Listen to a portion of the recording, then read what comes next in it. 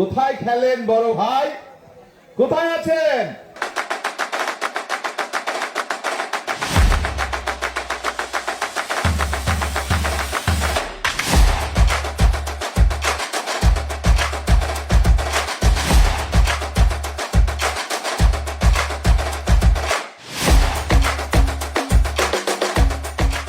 ফতুল্লা এক সময় সন্ত্রাসের জনপদ ছিল, গডফাদারের জনপদ।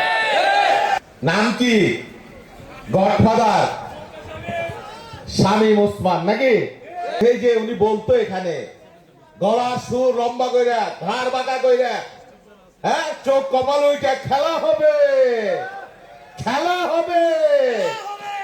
কোথায় খেলেন বড় ভাই? কোথায় আছেন?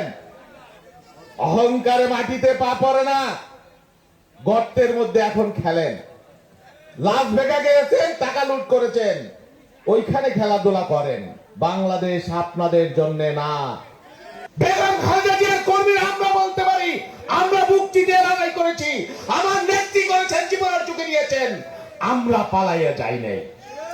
বাংলাদেশের মানুষ তাকে ভালোবেসে উপাধি দিল দেশ নেত্রী বেগম খালেদা জিয়া।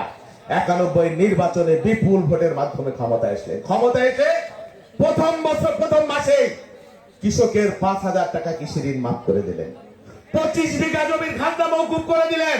তারেক রহমান তার সন্তান স্লোগান দিয়েছিলেন, একটি উদ্যোগ একটু চেষ্টা এনে দেবে সচ্ছলতা, দেশে আসবে স্বনির্ভরতা। হাঁস মুরগি বিতরণ করলেন, ছাগল বিতরণ করলেন।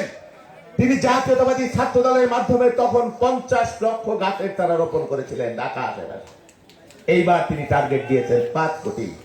আপনারা যে স্বপ্ন দেখেছেন বাংলাদেশটাকে নিয়ে, তারেক রহমান যেই কাজ শুরু করেছেন সেই কাজ যাতে শেষ করতে পারে তার হাতকে আমরা শক্তিশালী রাখবো, তার উপর আস্থা রাখবো। ইনশাল্লাহ তিনি 5 বছরের মধ্যে বাংলাদেশকে ইতিহাসে নাম লেখাবেন, চেহারা বদলাই দেবেন।